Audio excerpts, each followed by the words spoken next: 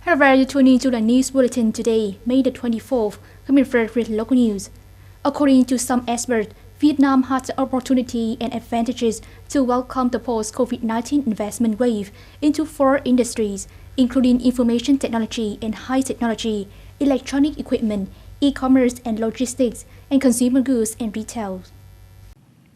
The Ministry of Planning and Investment said that international corporations have accelerated the process of multiplying investment locations and relocating their production facilities. In fact, large investors have continuously been expanding and implementing new projects in Vietnam. We have several opportunities to catch the investment flows of multinational companies.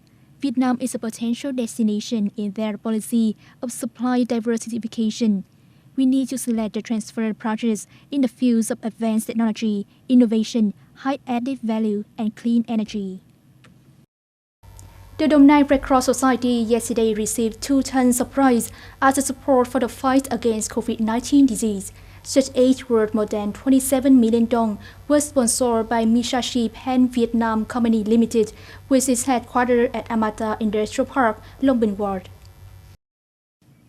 Chairman of the Dom Nai Red Cross Society extended his thanks and awarded a certificate of recognition for the company's contribution to the disease prevention and control.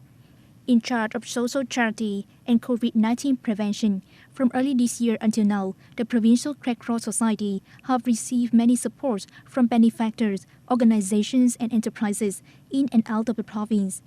Nearly 800 million dong, more than 4 tons of rice, 6,700 clothes masks, and 5,500 medical masks and many other essential commodities have been sponsored. Thanks for that, the Red Cross Society has visited and handed over gifts to disadvantaged people in order to help people overcome difficulties in life. The Dom Nai People's Committee had just put forth its guidance to implement the law on prevention and control of tobacco harms in an attempt to respond to the World No Tobacco Day, May the 31st, as well as the National Tobacco Free Week in 2020, under the theme, Protecting the Youth from the Effects of Advertising Tobacco Products and Tobacco Use. Accordingly, all levels, sectors, and organizations are required to conduct propaganda via panels and slogans and host practical activities in response to the campaign. Media agencies must step up dissemination about no smoking areas, responsibilities of smokers, and harms of tobacco. In addition, typical examples of quitting smoking and organizations which has well carried out the prevention and control of tobacco harms should be praised to the society. The U.S. Commerce Department said on Friday it had added 33 Chinese companies and institutions to an economic blacklist. Particularly, 7 firms and 2 institutions have been moved to the blacklist since they were accused of complicity in human rights violations. 24 governmental and commercial organizations were imposed sanctions due to their procurement of items for use by the Chinese military. In a relevant movement, the U.S. Transportation Department accused Beijing of blocking U.S. airlines to resume service to China. 2 U.S. airlines, including Delta Airlines and United Airlines, want to resume flights to China in June after service suspension due to the COVID-19 pandemic.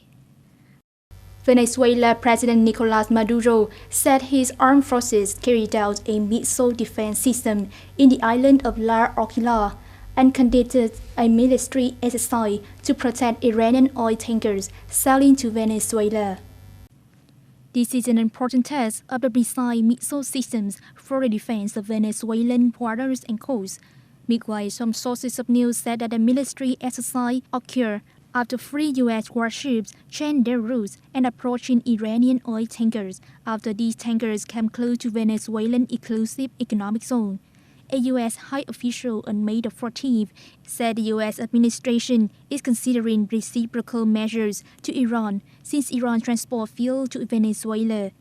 News received from informal sources indicate that the U.S. Navy has sent 4 warships and a Boeing P-8 Poseidon to the Caribbean region.